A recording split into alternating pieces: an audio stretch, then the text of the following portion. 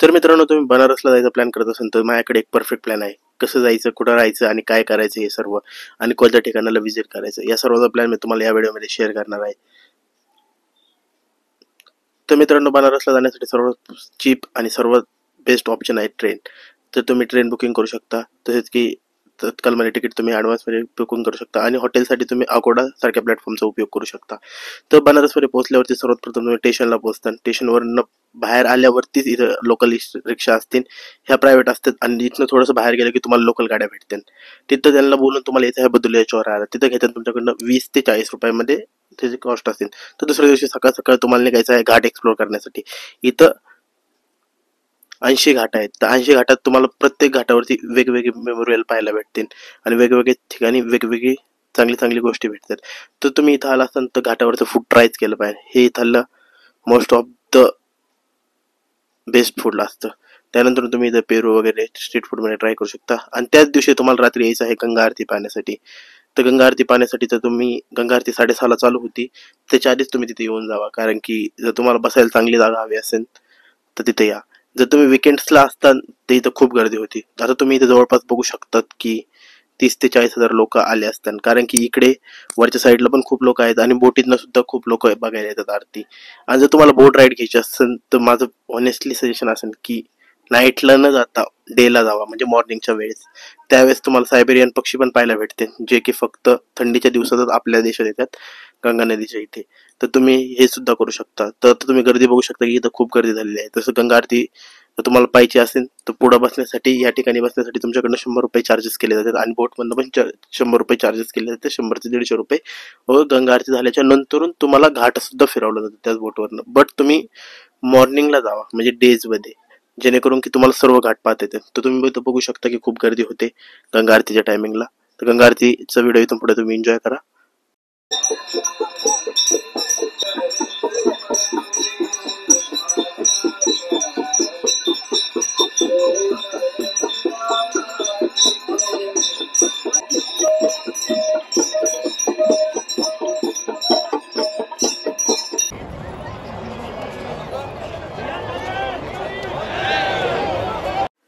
त्याच दिवशी रात्री मी निघालो मणिकर्णिका एक्सप्लोर करण्यासाठी.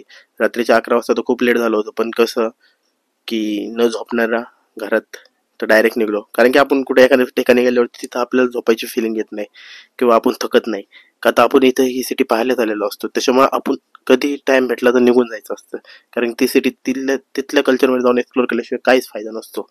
तर मी निघलो रात्रीच्या 11 वाजता बनारस एक्सप्लोर करण्यासाठी.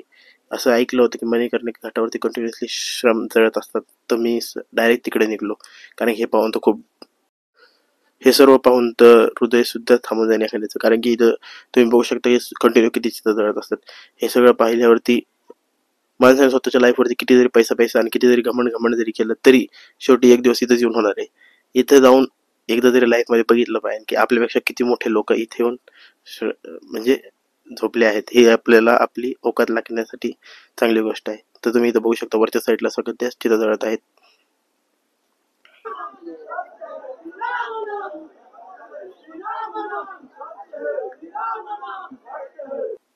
ह्या हे इथनं तुम्ही मॉर्निंगला यायला ट्राय करा, नाईटला न येता. या ठिकाणी ह्याच गल्ली आहेत, त्या गल्लीने कितीतरी स्मरण येताना पाहिले असतील. आणि मी इथं लगभग अर्धा तास होतो, इथं 10 ते 15 श्रम आले होते नाईटच्या टायमिंगला. तर तुम्ही बघू शकता. तर दुसऱ्या दिवशी मॉर्निंगला सुरुवात होती डायरेक्ट कुर्तेवरती, कारण की तुमच्या भावाला आज करायचा होता व्हिडिओ शूट. कारण की इथं खूप घाट आहेत, आणि आम्ही डायरेक्ट गेलो मलयवाल्याकडे, कारण की आम्हाला जायचं होतं कालभैरवचे दर्शन करण्यासाठी. मलयपाशी गेलो, पण मलय न खाता तिथनं डायरेक्ट पुढे निघून आम्ही डायरेक्ट गेलो काळभैरवचे दर्शन करण्यासाठी. असं बोलतात की जोपर्यंत यांची मर्जी नसते तोपर्यंत तुम्ही बनारसमध्ये येऊ शकत नाही, असं बोललं जातं. तर मग मित्र झालता हा, तर आम्ही दोघं गेलो डायरेक्ट काळभैरवच्या मंदिरात दर्शन करण्यासाठी. तिकडून आलो सर्व घाट एक्सप्लोर करत करत.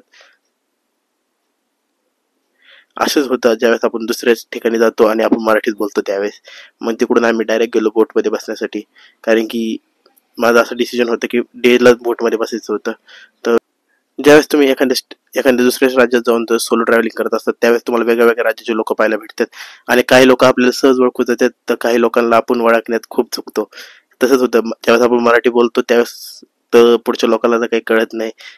माझ्यासोबत तर खूप वेळा असं झाले की ज्यावेळेस मी मराठी बोलून गेले त्यानंतर कळालं की आपण काहीतरी चुकीचं बोलले, मग परत हिंदीत बोलायला लागायचं. तर इकडे हे पक्षी असतात सायबेरियन पक्षी, हे फक्त थंडीच्या दिवसात येतात इकडे, कारण की तिकडे जास्त थंडी होते त्याच्यामुळे वातावरण ते इकडे येतात. ते इकडं बघा, यांना खायला लोक लय टाकतात त्याच्यामुळे तर काही जवळ येत नाहीत शक्यतो. तर तुम्ही ट्राय करा. मग डायरेक्ट आम्ही गेलो उंटावरती बसण्यासाठी. इकडं आलोय आणि नदीच्या पलीकडे बघा कसं वातावरण आहे, ह्या साईडला बघा कसं होते, ह्या साईडला डायरेक्ट राजस्थानला आल्यासारखी फिलिंग घेतली. उंटावरती बसलेलो डायरेक्ट, खूप भारी वाटलं राव. खूप हायटेड होतं आणि खूप डेंजरस. फक्त उंट खाली बसतानी आणि वरती उठताना खूप डेंजरस वाटतं, असं वाटतं आपण पडन का काय. एक नंबर फिलिंग होती ही. ही ट्रिप मी लाईफमध्ये कधीच विसरू नाही शकत. आणि सोलो गेलती ना सेकंड टाइम, त्याच्यामुळे तर काही विषयच येत नाही लांब लांबपर्यंत. पण काय सांगायचं, आमची किस्मत इतकी थोडी भारी. तर बोटच्या मध्ये गेलतो पाण्यात, तिकडून निघले अलीकडे येण्यासाठी तर बोट बंद पडली. का तर बोटमधलं देशी थर्रा संपल्याला, त्याच्यामुळे काय पक्षी बोलावले जरा फार. बोला कुछ ना कुछ तो तूफानी करेंगे. काय मग दादा पण फुल होते हेवी ड्रायव्हर. दादा बोलले आम्ही फोन करो के बोलाता हूँ मदत को.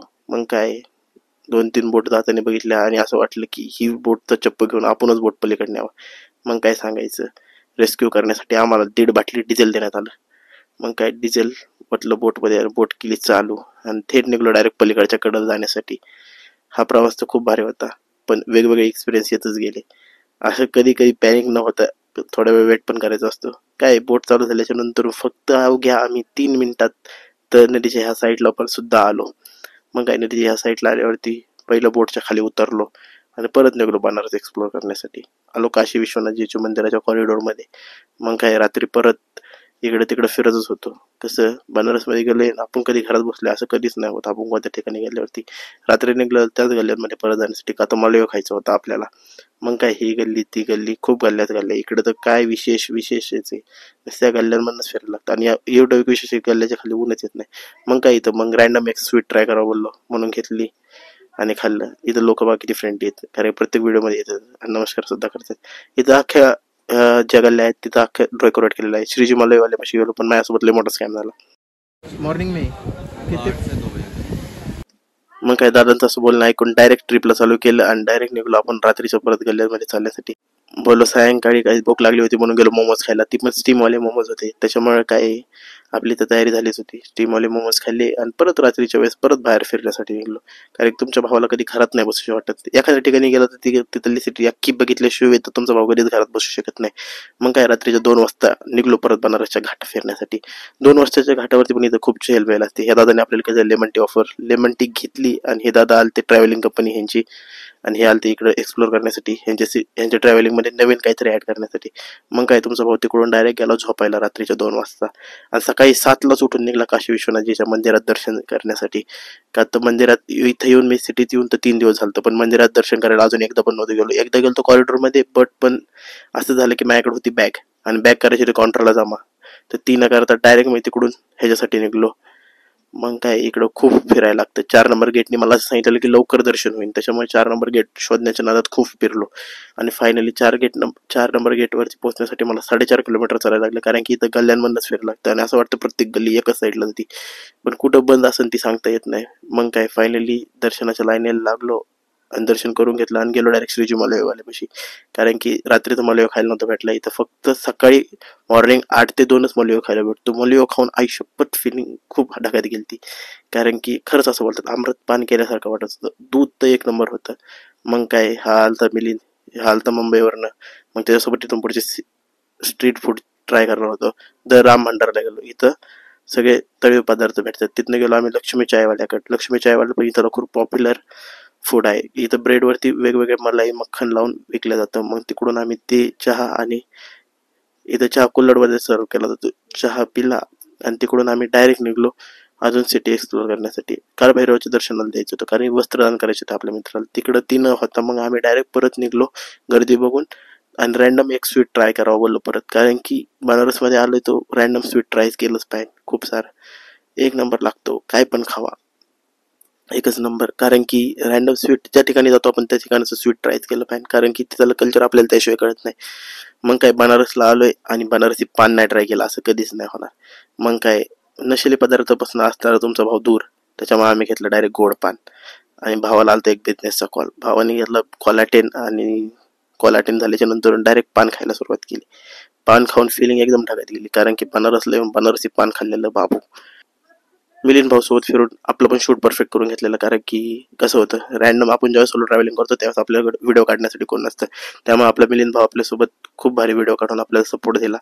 तसंच की मिलिंद भाऊ पण मुंबईवरून आला होता. मिलिंद भाऊचा इथे सेकंड टाइम होता. मिलिंद भाऊ फर्स्ट टाइम आलता होता लास्ट इयरला मैत्रिणींसोबत, आणि आता डायरेक्ट तिकडून इकडे. रात्री थेट गेलो डायरेक्ट नदीवरती स्नान करण्याचे. स्नान करून हे दोघं होते बिहारचे, आणि एक होता मुंबईचा आणि एक होता पुण्याचा, सगळे वेगवेगळ्या राज्यातले होते. तर रात्री डायरेक्ट तिकडे गेलो, अभिषेक करण्याचं होतं, कारण मिलिंदचा बड्डे होता, मिलिंदचा उद्या बड्डे होता, त्याच्यामुळे डायरेक्ट अभिषेक करायचा होता आपल्याला. मग काय बदुलिया चोराला गेलो का, तो बोललो काहीतरी, हा बोललो तू इथं आलायस पण अजून काशी चाट भंडार कधी ट्राय केलंय का फूड? मी बोललो नाही केलं. असं काय बोलला? आनंद अंबानीच्या लग्नात ज्यांनी फूड स्टॉल लावला होता स्वतःचा, तोच इथं काशी चाट भंडार आहे, म्हणजे तीच दुकान आहे हे, तुम्हाला असं सांगितलं. मग काय येऊन पोचलो इथं फूड ट्राय करण्यासाठी. मग काय दिली ना ऑर्डर. इथं गर्दी बघून तुम्ही अंदाज लावू शकता की किती सेल होत असेल. असं वाटतं कधी कधी अशाच ठिकाणी जाऊन एखादा बिझनेस टाकावा आणि डायरेक्ट लाईफ सेट करून टाकावा. मग काय वेगवेगळे फूड ट्राय घेतले. एक घेतला पापडी चाट आणि एक घेतला समोसा चाट. मग काय केलं ट्राय. मी भावाचं केलं आणि भावाने माझं केलं. मस्तपैकी फूड लागलं, एक नंबर आहे. तुम्ही कधी आला तर काशी चाट भंडारला व्हिजिट करा. माझा हा फर्स्ट पर्स्पेक्टिव्ह राहील. आणि एक नंबर फूड आहे. तुम्ही एकदा ना एकदा तरी ट्रायच केलं पाहिजे. कसं आहे ना, भाऊचा बड्डे होता आणि भावाने मला त्यासाठी थांबून घेतलेलं. मग भावाला बोललो आज कुछ तुफानी करेंगे. रात्रीचं मग निघलो घाटाच्या कडेकडेने फिरण्यासाठी, आणि आम्ही 3.5 किलोमीटर लावून येऊन पोहोचलो. फक्त आणि फक्त 15 रुपयाची मॅगी 60 रुपयात बनवून खाण्यासाठी अस्सी घाटावरती. असं बोलवलं की नाईटला सगळे घाट फिरलेच पाहिजे इथे बनारसमध्ये आल्यावरती. मग काय अस्सी घाटावरती जाऊन मॅगी खायचा प्लॅन केला. मग काय भावाने बघितली MRP आणि बोलले काय पैसे काय हात का मेले. मग काय 15 रुपयाची मॅगी 60 रुपयाला बनवून खायचा डिसिजन घेतला फायनली. दादाने बघा तव्यातनं डायरेक्ट धूरच काढलेला. 3 किलोमीटर लांब मला चालवत आणलं का, तर ह्या फक्त एवढ्या मॅगीसाठी. असं बोलतात ना, माझा सफर का नाही मंजिल का होता है. मग हीच मंजिल काय सफर के लिए हमारा अंदर का नशा और बढ़ रहा था. आणि आता 3.5 किलोमीटर परत चालत जायचं होतं. मग काय मध्ये एक सिंगिंग कॉम्पिटिशन बघितलं.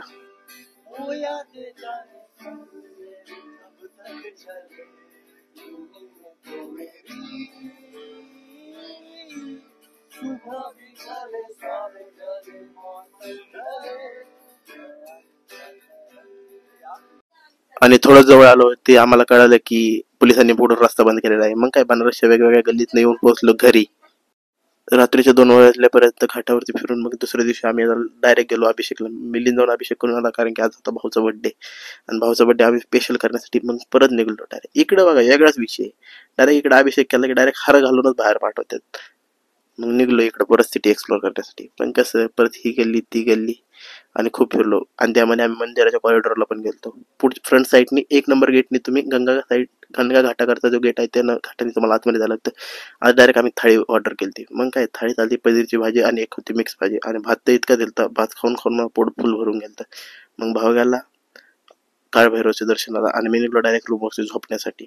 मग काय आपला झोपायचा कोर्स अख्खा कंप्लीट केला 3 तासाचा. आणि रात्रीच्या वेळेस निघलो सिटी एक्सप्लोर करण्यासाठी, का तर भावाला बसायचं जो बोटमध्ये. मग काय रात्रभर 2 वाजेपर्यंत जागल्याच्या नंतर अशी हालत होईल अशी माहितीच नव्हतं. डायरेक्ट 4.5 तास झोपून डायरेक्ट निघलो परत घाटावरती फिरण्यासाठी. मग काय घाटावरती फिरता फिरता जी दिसतंय ती नुसतं खायचं, मागं बघायचंच नाही. विषय सुट्टी नॉट, जी भेटन ती नुसतं खात चालायचं.